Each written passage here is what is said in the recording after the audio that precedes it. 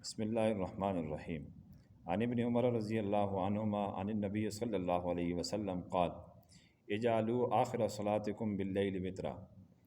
حضرت عبداللہ ابن عمر رضی اللہ تعالیٰ عنہ راوی ہیں کہ نبی کریم صلی اللہ علیہ وسلم نے ارشاد فرمایا کہ اپنی رات کی آخری نماز وتر کو بناؤ۔ یہ وتروں سے متعلق فضیلت ہے۔ اسی طرح جریج ایک تابعی ہیں، وہ فرماتے ہیں کہ ہم نے سیدہ عائشہ رضی اللہ تعالیٰ عنہ سے پوچھا کہ رسول اللہ صلی اللہ علیہ وسلم وتر کی رکعات کے اندر کون کون سی صورتیں پڑھتے تھے؟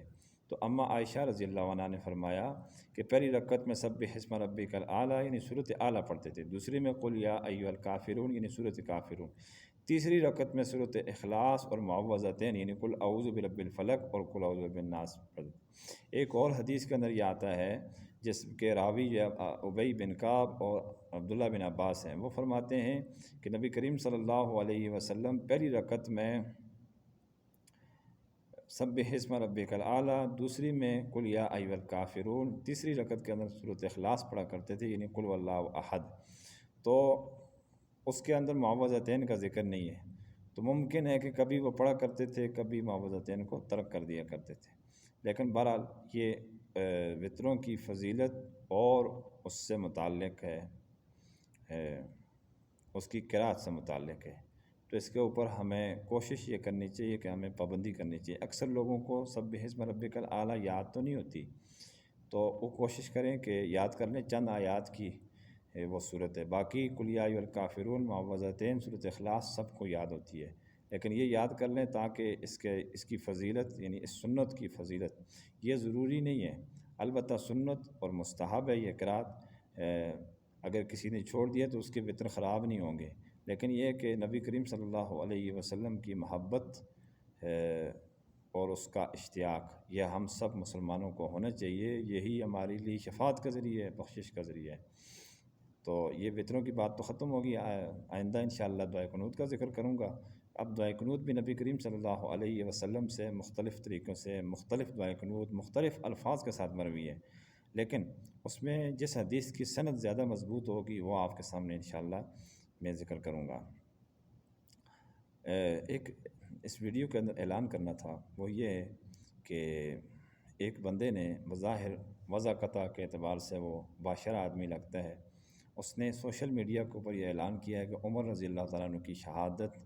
یکم محرم کو نہیں ہے، تو یہ اس بیچارے نے غلط بیانی سے کام لیا ہے، چوری سے کام لیا ہے،